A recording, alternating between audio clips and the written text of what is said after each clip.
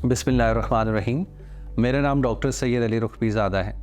मैं भावलपुर में city hospital और भावल विक्टोरिया हॉस्पिटल में और मुल्तान में मुख्तार शेख हॉस्पिटल में कंसल्टेंट रिमेटोलॉजिस्ट के तौर पे खिदमात सर अंजाम दे रहा हूँ।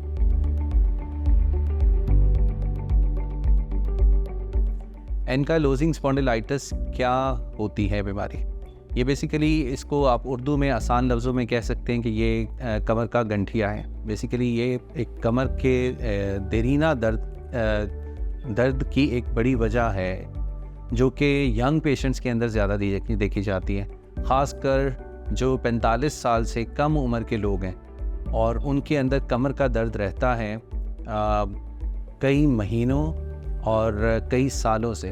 और ये ऐसा दर्द है कि जो आराम करने से ठीक नहीं होता, बल्कि आराम करने के बाद इसकी शिद्दत में इजाफ़ा होता है। तो इस ख़ास किस्म के दर्द को हम इन्फ्लेमेटरी बैक पेन कहते हैं और इसकी एक बड़ी वजह जो है वो एक बीमारी है जिसको एनकाइलोजिंग स्पॉन्डिलाइटिस कहते हैं।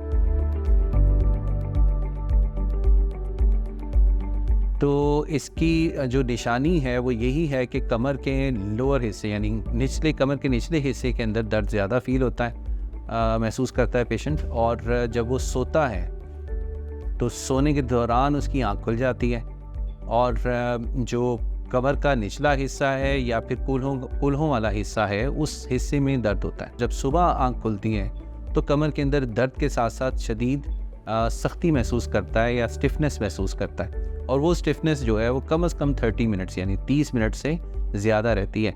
और काम करने के बाद या हिलने जुलने के बाद ये कमर का दर्द जो है कम हो जाता है। इसकी और अलामात भी हैं, जैसे कि जो बड़े जोड़ हैं, ख़ास तौर पे ये जैसे आपका घुटना है या कूल्हे का जोड़ है या फिर ये टखना है, ये जोड़ भी सूज जाते हैं। तो उसमें सूजन के साथ साथ दर्द होता है और ये दर्द भी ऐसा होता है कि जो आराम करने से ज़्यादा होता है और काम करने से बेहतर हो जाता है। तो इसके जो टेस्ट हैं वो बड़े कॉमन से, उसमें एक तो हम CBC ESR टेस्ट कराते हैं, CRP क्वांटिटेटिव टेस्ट कराते हैं। ये इन्फ्लेमेशन यानी बॉडी के अंदर सोजिश कुछ बताते हैं। खास किस्म का टेस्ट होता है जिसको HLA-B27 कहते हैं। तो HLA-B27 भी पॉजिटिव हो सकता है। इसके अलावा अगर आपने और कोई टेस्ट करवाना है तो उसके अंदर एक्सरे हैं, जो कि पेल्विस का हम एक्सरे करवाते हैं। उसके अंदर जॉइंट्स जो है सैक्रोइलिक जॉइंट्स, उसको हमने फोकस करना होता है। अगर उसके अंदर चेंजेस हों हम इस पेशेंट को लेबल कर देते हैं कि इसको एनकाइलोजिंग स्पॉन्डिलाइटिस है।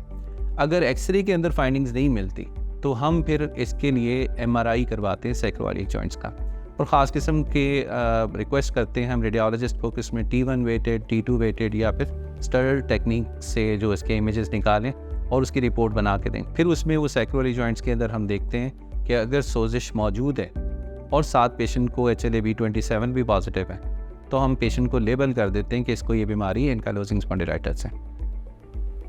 अब जब पेशेंट को हम तशख़ीस कर देते हैं फिर उसके इलाज मुआलजे की बारी आती है और इसके इलाज मुआलजे का जो एक बेसिक कानून या कायदा है वो यही है कि जितना जल्दी अगर आप ट्रीटमेंट को शुरू करवाएंगे उतना अच्छा इसका नतीजा आएगा।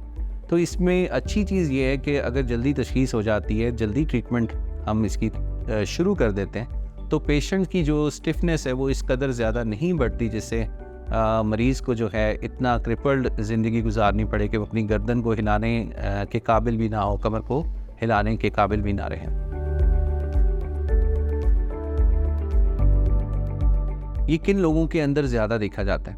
ये जो कमर का दर्द है, ये जो मैंने आपको जिसकी निशानियाँ बताई हैं, इसको हम कहते हैं इन्फ्लेमेटरी बैक पेन और इसकी जो बड़ी वजह एनकाइलोजिंग स्पॉन्डिलाइटिस। तो एनकाइलोजिंग स्पॉन्डिलाइटिस जो बीमारी है वो किन लोगों के अंदर ज़्यादा होती है? हेरिडिटरी है, वरासत में चलती है बीमारी। जैसे उनके फादर हो गए यानी वालिद के अंदर मौजूद हो सकती है, माँ के अंदर या बहन भाइयों के अंदर या फिर फुप्पो हो गई या खाला हो गई, मामू, चाचा, ताया, इन लोगों के अंदर, दादा, इन लोगों के अंदर ये जो है बीमारी अगर फैमिली में चल रही है तो चांस होते हैं उन लोगों के अंदर कि ये बीमारी आ सकती है।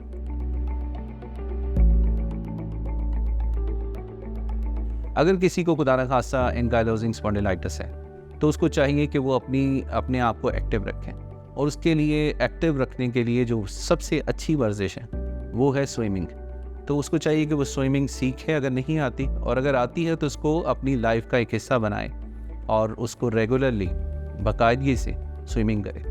इसके अलावा भी स्पाइन की बहुत सारी वर्जिशें होती हैं, वो आप अगर किसी फिजियोथेरेपिस्ट को दिखाएंगे या उससे कंसल्ट करेंगे तो वो आपको बहुत अच्छा गाइड करेगा। मुझे भी बहुत खुशी है कि ये मेरी सेहत प्रोग्राम है, जो उसके प्लेटफॉर्म से मेरा ये मैसेज आप सब लोगों को जाएगा।